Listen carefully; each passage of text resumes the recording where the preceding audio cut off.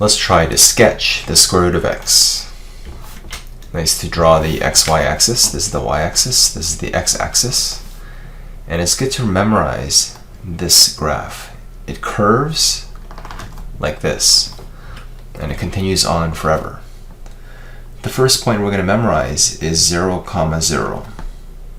The next point is 1, 1. And the next point is 4, 2.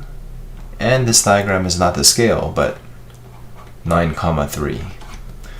Do you see a pattern here? Let's draw a nice table of values. We have x and we have y, which is equals to the square root of x. When x is 0, y is equals to the square root of 0, which is equals to 0. Hence, we have the point 0, 0 over here. When x is 1, y is equals to the square root of 1, which is 1. Hence, we have the point 1, 1. So this pattern continues. The square root of 4 is 2. The square root of 9 is 3. And what about when the y value is 4? You can see that x is going to be the square of that. The square root of 16 is 4. So we can label as many points as we want. And the domain is x is greater than or equals to 0.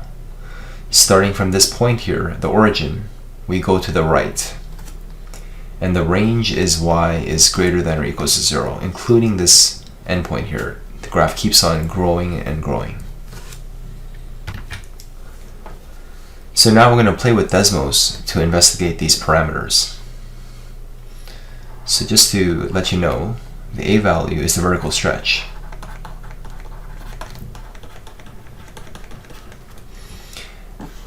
The b value shifts the graph left or right.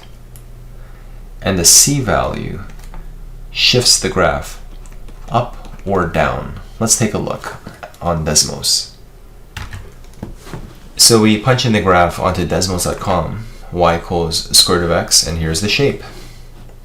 If you really want, you can type in sqrt, and it's going to give you the square root function here. You can also write y equals x to the exponent, that's shift 6, 1/2, which is also the square root function.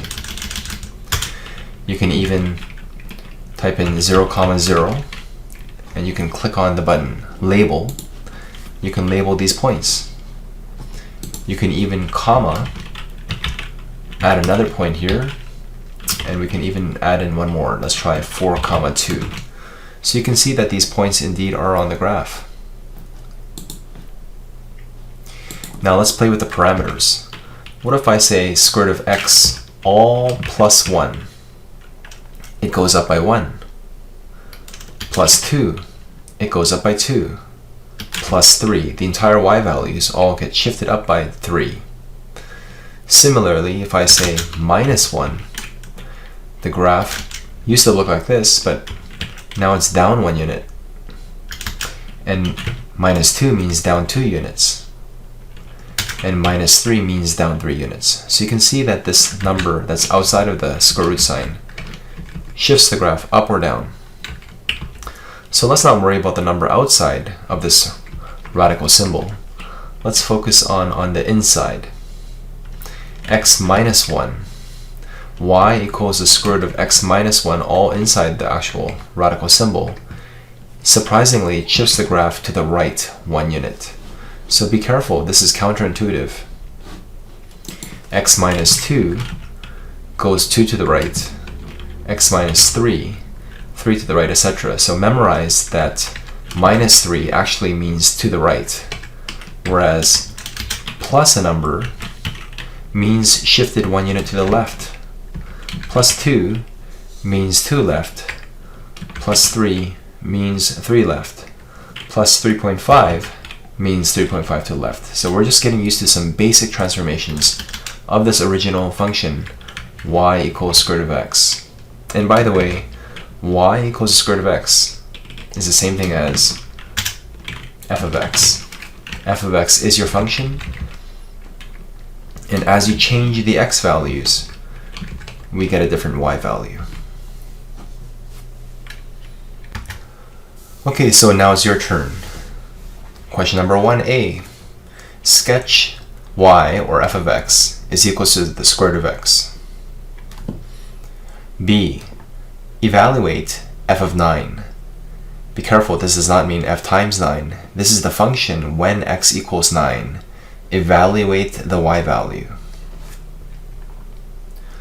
C. What's the domain of the function f of x, or what's the domain of f of x equals square root of x? Number 2. Sketch this other function y is equals to the square root of x plus 3. Now remember, the plus 3 is actually underneath the radical symbol, so hopefully you remember what that does. So number 3, we didn't really talk about in the previous video, but y equals 2 times the square root of x. Perhaps you can use Desmos yourself to figure out what this a value does. Consider also creating a table of values. Good luck.